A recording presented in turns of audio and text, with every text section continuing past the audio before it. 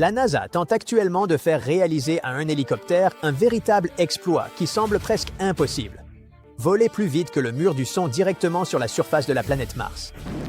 Je sais, les jets franchissent le mur du son tout le temps sur Terre. Mais les hélicoptères, c'est une toute autre histoire, n'est-ce pas? Même sur notre propre planète, leurs pales évitent les vitesses supersoniques, car la physique devient dangereuse très vite. Des vibrations commencent à secouer l'appareil, la turbulence devient chaotique, vous voyez le genre. Maintenant, imaginez tenter cela sur Mars, une planète où voler devrait à peine fonctionner. Laissez-moi vous expliquer. Mars a une atmosphère seulement environ 1% aussi dense que celle de la Terre. En termes simples, il n'y a presque pas d'air sur lequel s'appuyer.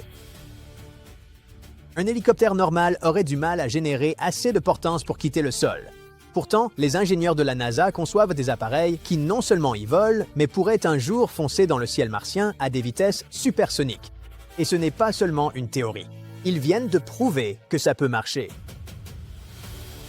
Au Jet Propulsion Laboratory de la NASA, des ingénieurs ont récemment testé des rotors d'hélicoptères expérimentaux dans une chambre à vide géante conçue pour imiter les conditions martiennes. La chambre a été remplie de dioxyde de carbone et ajustée pour correspondre aux températures glaciales et à l'atmosphère ténue de la planète rouge. Puis les pales ont commencé à tourner. Elles sont allées de plus en plus vite jusqu'à ce que les extrémités du rotor atteignent Mach 1,08, franchissant le mur du son dans des conditions martiennes simulées. Sur Terre, la vitesse du son est d'environ 760 miles par heure. Mais comme Mars est si froide et que son atmosphère se comporte différemment, le son y voyage plus lentement, à environ 540 miles par heure. Ce seuil plus bas rend le vol supersonique possible, mais toujours incroyablement risqué. La NASA a quand même franchi cette limite. Le test comprenait 137 essais distincts, les ingénieurs étudiant attentivement le comportement des pales près de la limite sonique. À ces vitesses, même de minuscules instabilités peuvent détruire le contrôle aérodynamique. Un ingénieur de la NASA l'a comparé au chaos que les pilotes ont connu lors des tout premiers vols supersoniques sur Terre. L'exploit devient encore plus impressionnant quand on le compare à Ingenuity, le premier hélicoptère martien de la NASA. En 2021, Ingenuity a marqué l'histoire en devenant le premier appareil à effectuer un vol motorisé sur une autre planète. Mais la vitesse de ses rotors était intentionnellement limitée pour rester prudemment sous les niveaux supersoniques. La nouvelle génération d'appareils est différente. La NASA veut désormais des hélicoptères capables de transporter des instruments scientifiques plus lourds, des batteries plus grandes et des capteurs avancés. Ces machines pourraient explorer de géants canyons martiens, voler dans des régions inaccessibles aux rovers et repérer de futurs sites d'atterrissage pour les astronautes. Mais pour y parvenir, ils ont besoin de bien plus de portance. Les ingénieurs ont découvert que pousser les pales du rotor à des vitesses quasi supersoniques augmentait la portance d'environ 30%. Cette performance supplémentaire pourrait changer complètement l'exploration aérienne sur Mars. Le futur projet connu sous le nom de Skyfall devrait envoyer plusieurs aéronefs de pointe sur la planète. Le lancement de la mission Skyfall est prévu pour décembre 2028, qui transportera à son bord 3 hélicoptères avec une arrivée sur Mars prévue après un voyage d'environ une année. Fin 2029. En 2023, un ancien ingénieur de la NASA a affirmé avoir construit une machine capable de se soulever contre la gravité, et ce sans utiliser de carburant. Pas de fusée, pas de feu, pas d'échappement, juste de l'électricité. Si cela est vrai, les lois les plus sacrées de la physique et tout ce que nous savons sur le voyage spatial s'en trouveraient à bouleverser. Alors, s'agit-il d'un canular de plus ou d'une porte vers l'avenir ? Le nom de cet ingénieur est Charles Buller. À la NASA, il veillait à ce que les fusées n'explosent pas comme ça, accidentellement. Il a fait partie des programmes Space Shuttle, Hubble, ISS, entre autres méga-projets. Maintenant, Buller et son équipe travaillent pour une entreprise privée qui s'appelle Exodus Propulsion Technologies, et ils essayent de réaliser un vieux rêve d'ingénieur spatial, un vaisseau qui n'aurait pas besoin de carburant. C'est le genre de choses qui changerait instantanément tout ce qui concerne le voyage dans l'espace. Imaginez un avenir où vous pourriez aller sur la Lune, sur Mars, ou où vous voudrez sans dépenser une quantité colossale de ressources, et il affirme que lui et son équipe ont enfin résolu le problème, qu'ils ont construit une machine capable de s'élever dans les airs sans aucun propulseur. Vous avez bien entendu, l'équipe affirme avoir enfreint la troisième loi de Newton, la règle fondamentale de notre monde selon laquelle chaque action nécessite une réaction égale et opposée. Par exemple, dans les fusées, on expulse du carburant à l'arrière, c'est l'action. Poussée ainsi, la fusée avance, c'est la réaction. Un dispositif magique de ce genre enfreindrait également le principe de conservation de la quantité de mouvement. Lorsque vous exercez une poussée sur quelque chose, vous gagnez du mouvement, mais cette autre chose doit acquérir une quantité de mouvement égale dans la direction opposée pour que tout soit équilibré. Selon ses inventeurs, cet appareil changerait la quantité de mouvement total du système à partir de rien. Mais comment obtenir un quelconque mouvement sans pousser contre quoi que ce soit? C'est comme un ballon qui pourrait avancer tout en conservant tout son air. Si cette machine fonctionne réellement, c'est qu'il doit exister une force naturelle que nous aurions manquée pendant toutes ces centaines d'années d'études du monde physique. Bühler lui-même l'a appelée la nouvelle force. Essayons un peu de comprendre. Pour créer cet appareil magique, ils ont utilisé l'électrostatique. Leur appareil de test était petit, un objet de 30 grammes, à peu près de la taille d'un jeu de cartes, et il a réussi à créer une poussée, ou une impulsion, en utilisant des champs électriques. Un type de force invisible créé par des charges électriques. La nouvelle force commence à fonctionner lorsque deux événements se produisent dans le système. Le premier est le déséquilibre électrique. Une pression électrique se produit à travers certaines parties de l'appareil, un peu comme la pression de l'air. Si cette pression n'est pas répartie de manière homogène, par exemple, si un côté a plus de poussée électrique que l'autre, c'est le premier élément. Et cela se produit lorsque le champ électrique, la force invisible que les charges électriques créent, est configuré de manière optimale. Il doit se déployer d'une certaine manière, pas en ligne droite, mais de façon inégale et en éventail, comme les rayons du soleil ou ceux d'une roue. Et voilà, quand cela se produit, l'appareil se pousse lui-même et fait bouger l'objet entier. Au début, cette mystérieuse nouvelle force était minuscule et à peine perceptible, peu ou pas de poussée et pas de bruit. Mais avec chaque amélioration, les choses ont commencé à changer. Et en 2023, ils ont finalement mesuré une poussée suffisante pour surmonter la gravité terrestre. Le plus étrange dans tout ça, c'est que selon Bühler, dans certains cas, la poussée continue même lorsque l'alimentation est coupée, tant qu'il reste de la charge dans les matériaux. C'est bizarre. C'est vraiment bizarre. Cela suggère quelque chose de totalement nouveau en physique, quelque chose de plus profond que ce que nous comprenons actuellement. Alors maintenant, tout scientifique honnête commence à transpirer, parce que ça semble délirant. Et franchement, ça pourrait l'être. Bühler admet qu'il s'agit encore d'un travail préliminaire. L'équipe a publié sa découverte et a obtenu un brevet. Soit dit en passant, l'entreprise emploie des personnes qui ont travaillé à la NASA, chez Blue Origin et dans l'US Air Force. Ils bidouillent ce genre de choses depuis des décennies. Charles a présenté ses conclusions à l'APEC, une conférence pour les personnes passionnées par la propulsion alternative et des choses folles comme les moteurs à distorsion, l'antigravité et tout ce qui concerne Star Trek. Maintenant, ils travaillent activement sur ce projet. Bien sûr, le sujet est encore très controversé et de nombreux scientifiques restent sceptiques. Il pourrait y avoir une erreur que personne n'a encore détectée. Ainsi, ils veulent tester la machine dans l'espace. Si elle fonctionne là-haut aussi, cela pourrait changer le voyage spatial à jamais. Ça pourrait être réel parce que ce n'est pas la première fois que nous découvrons quelque chose de ce genre. Récemment, une start-up appelée Evo Ltd a affirmé avoir construit un Quantum Drive, un autre dispositif de propulsion qui apparemment n'a pas besoin de carburant. Ses créateurs ont dit qu'ils exploitaient une théorie étrange et controversée de la physique appelée inertie quantifiée. Elle a été élaborée par un physicien britannique du nom de Mike McCulloch. En gros, il a affirmé que l'inertie, cette propriété qui pousse les objets à résister à l'accélération, n'est pas une règle fondamentale de la nature, mais un effet causé par un rayonnement quantique étrange à la limite de l'univers observable. En termes simples, si cette théorie est correcte, alors dans les bonnes conditions, vous pourriez être capable de générer une poussée sans rien projeter vers l'arrière. Plus besoin de carburant, juste de l'électricité et une installation suffisamment ingénieuse. De nombreux scientifiques n'y croient pas, mais qui sait? Peut-être que c'est pour cela que ces nouvelles inventions pourraient réellement fonctionner. Quoi qu'il en soit, au départ, l'entreprise Evo a été fondée par une petite équipe de techniciens qui souhaitaient découvrir l'énergie sans fil.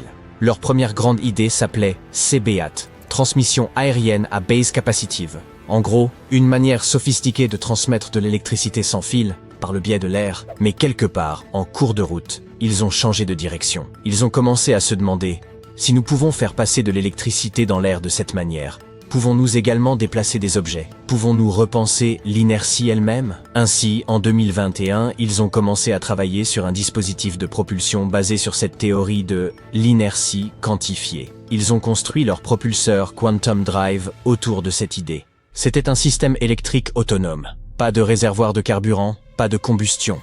Juste une boîte prête à l'emploi qui fait bouger les engins spatiaux. Selon eux, c'est léger, empilable, et ça peut être fixé à un satellite comme un grille-pain. Et ça ne pèse que quelques centaines de grammes, bien plus léger qu'un propulseur traditionnel. En 2023, ils l'ont testé. Pas dans le garage de quelqu'un, mais dans une véritable chambre à vide, simulant les conditions de l'espace. L'équipe a déclaré avoir écarté toutes les forces connues qui pourraient se fausser les résultats. Et ils ont réussi à générer une poussée. Pas beaucoup, mais de manière cohérente et mesurable. Puis est venu le grand moment. Evo et une entreprise partenaire, Rogue Space Systems, ont lancé le Quantum Drive dans l'espace. Et maintenant, ils attendent les résultats des tests. Beaucoup de physiciens pensent que tout cela n'est que baliverne. Certains d'entre eux ont fait remarquer que ça ne pouvait pas marcher, car il s'agirait alors d'une machine à mouvement perpétuel. En gros, si un appareil comme celui-ci fonctionnait réellement, on pourrait l'utiliser pour produire de l'énergie de manière infinie, ce qui enfreint la première loi de la thermodynamique. Mais selon Evo, ce n'est pas ça qu'ils font. Ils disent que l'inertie quantifiée fonctionne bien selon les lois de Newton, juste un peu différemment. Quoi qu'il en soit, tout cela doit être vérifié 2 fois. Les sceptiques ont tout à fait raison, car beaucoup de personnes ont de mauvais souvenirs. En 2001, un ingénieur britannique nommé Roger Shawyer a présenté l'M-Drive. C'était un appareil étrange en forme de cône qui, supposément, créait une poussée sans rien éjecter à l'arrière. Les gens étaient super enthousiastes. La NASA l'a même testé avec leur équipe d'EagleWorks. Et en 2016, ils ont affirmé avoir détecté de minuscules quantités de poussées provenant de l'M-Drive. Les médias ont parlé de révolution.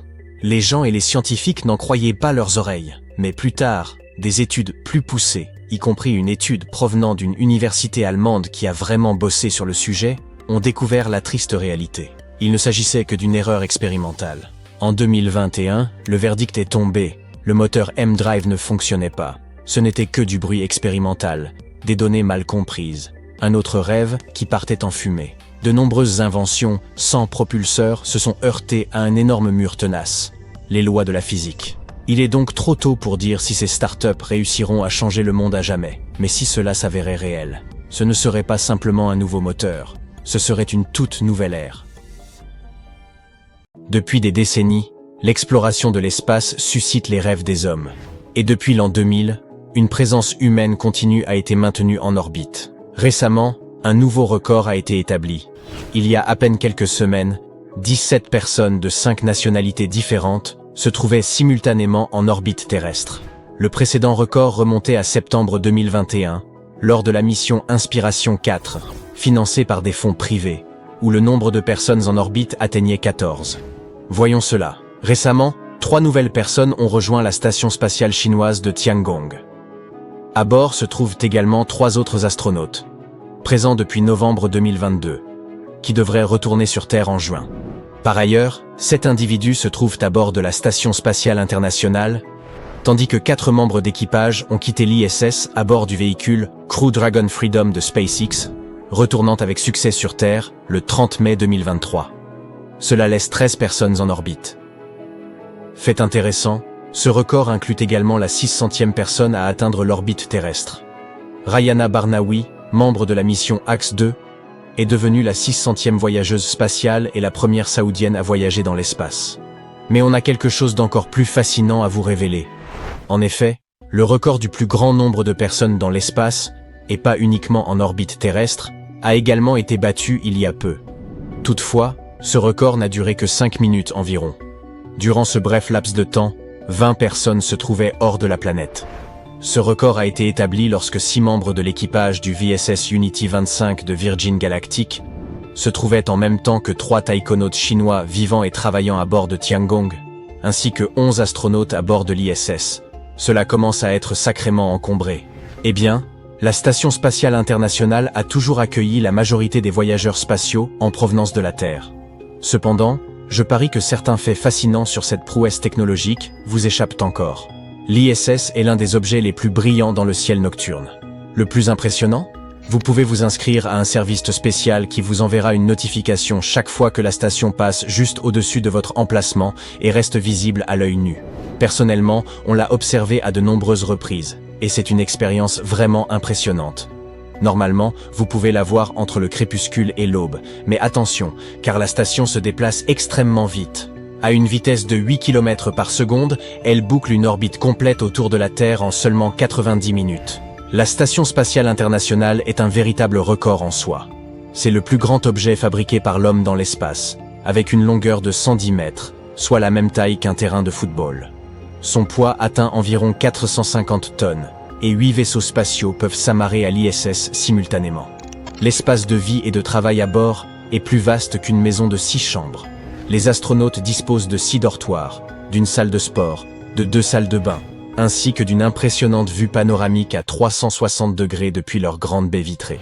Passons aux détails plus techniques. Sur l'ISS, les astronautes n'ont pas à affronter de mauvaises odeurs. Une personne spécialement formée sent tout ce que les astronautes emportent avec eux pour les protéger des mauvaises odeurs. Le problème est que, dans l'espace, vous ne pouvez pas simplement aérer la pièce si l'odeur devient désagréable. C'est pourquoi la NASA est extrêmement prudente concernant les fragrances autorisées à bord. Enfin, sachez qu'il est nécessaire de se débarrasser de ces vêtements après chaque utilisation, car chaque simple chargement d'un demi-kilogramme envoyé à l'ISS coûte jusqu'à $10 000. Il est donc plus économique de jeter ces vêtements sales que de gaspiller de l'eau pour les laver. En dormant, vous bénéficieriez d'un flux d'air exceptionnel autour de vous. Sinon, le dioxyde de carbone que vous expireriez formerait une bulle autour de votre tête, entraînant une privation d'oxygène. Et cela n'est clairement pas idéal. Les gens pensent souvent que dans l'espace, la gravité devient nulle, d'où l'apesanteur que ressentent les astronautes à bord de la Station spatiale internationale. Mais ce n'est pas tout à fait exact. La gravité reste l'une des forces les plus fondamentales de l'univers. Grâce à elle, la Lune peut orbiter autour de la Terre, et le Soleil ne dérive pas de notre galaxie, la Voie lactée. Mais sur l'ISS, les astronautes ne rencontrent pas de gravité à part entière, mais une microgravité, autrement dit, une gravité très faible. La gravité terrestre à bord de la station est seulement 10 à 12% plus faible que celle à la surface de la planète. Cependant, les astronautes sont constamment en chute libre.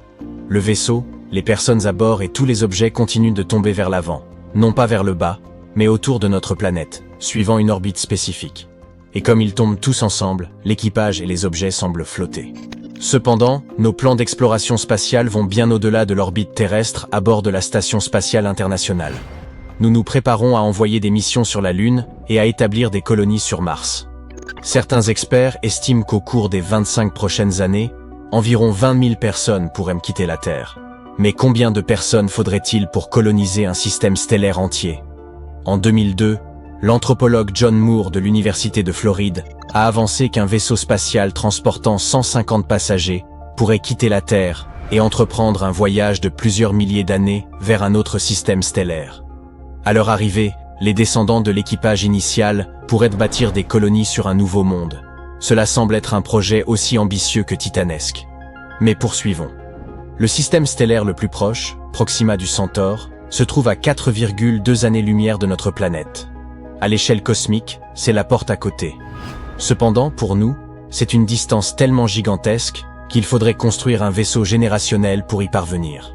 Mais la vraie question est de savoir combien de personnes il faudrait envoyer pour garantir une diversité génétique suffisante. Une nouvelle étude contredit John Moore, affirmant qu'il faudrait bien plus de 150 personnes. Selon un scientifique de l'Université d'État de Portland, un vaisseau voyageant vers un monde aussi lointain devrait transporter au minimum 10 000 individus. Ce nombre pourrait assurer le succès de la mission. 40 000 personnes seraient encore mieux, car qui sait ce qui pourrait arriver aux voyageurs lors d'un trajet aussi périlleux et sans précédent. Pour le moment, la NASA n'est pas prête à envoyer des humains même sur Mars, alors encore moins vers un système solaire éloigné. Toutefois, quelques organisations privées travaillent sur ce projet. Elles espèrent rendre les voyages interstellaires possibles au cours du siècle prochain, en misant sur une augmentation significative de la vitesse de propulsion, ce qui pourrait réduire le temps de voyage entre les étoiles à seulement quelques centaines d'années. Les chercheurs ont mené plusieurs simulations pour analyser les différents scénarios pouvant se produire lors d'une telle mission interstellaire. Ils en ont conclu que le succès de cette mission dépendrait grandement de la taille de la population de départ. La diversité génétique permettrait de maintenir la santé des voyageurs. Plus la population est grande, plus elle est diversifiée. Et 150 personnes ne suffiraient clairement pas pour maintenir cette diversité génétique.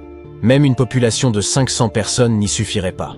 D'un autre côté, si nous envoyons 40 000 personnes vers un autre système stellaire, nous pourrions maintenir une variation à 100%. Même 10 000 voyageurs rendraient le scénario relativement stable, ce qui signifie que tout nombre compris entre 10 et 40 000 personnes serait un pari assez sûr. Mais bien sûr, nous ne pourrions pas envoyer autant de personnes avec un seul vaisseau spatial. Il faudrait en construire plusieurs et les répartir. Ces vaisseaux pourraient être modulaires, capables de s'amarrer ensemble pour le commerce et le contact social, probablement pour maintenir une certaine diversité génétique. Cependant, ils voyageraient séparément afin que, si un désastre frappait l'un d'eux, les autres s'en sortent indemnes. Mais pour rendre le voyage interstellaire possible, les chercheurs et ingénieurs devront surmonter de nombreux défis. Accroître la vitesse de propulsion, gérer les effets négatifs de la vie spatiale, et inventer des systèmes autonomes fournissant air, eau et nourriture. Ou bien, nous pourrions simplement décider de réparer notre propre planète et de rester chez nous.